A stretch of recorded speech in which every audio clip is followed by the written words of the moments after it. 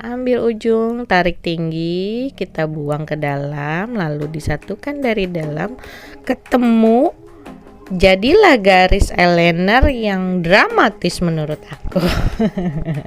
Aku kalau bikin kayak gini girls, tah gitu. Maskara nggak ketinggalan girls, walaupun pakai bulu mata. Nah, tuh.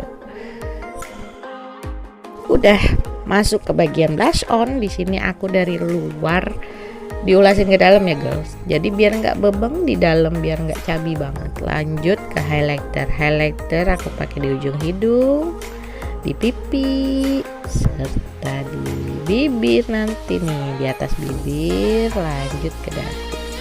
Nah, untuk lipstick aku di sini mau pakai teknik ombre. Aku di sini menggunakan Wardah serta makeover warna nude ketemu warna merah marun. Nah, kalian perhatikan ya, perhatikan cara mengombre bagian lipstick kalian. Kayak gitu guys.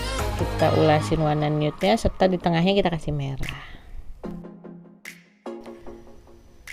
Voila, jadi ini dia yang tadi kita udah buat. Setelah dipakein hijab yang kece banget kayak gini, jadinya keren ya guys. Tuh lihat, kalian bisa kok, bisa untuk mengikuti tutorial tadi. Caranya mudah, harus bisa, harus santai. Nah, jangan lupa tonton terus next video aku selanjutnya. Bye bye.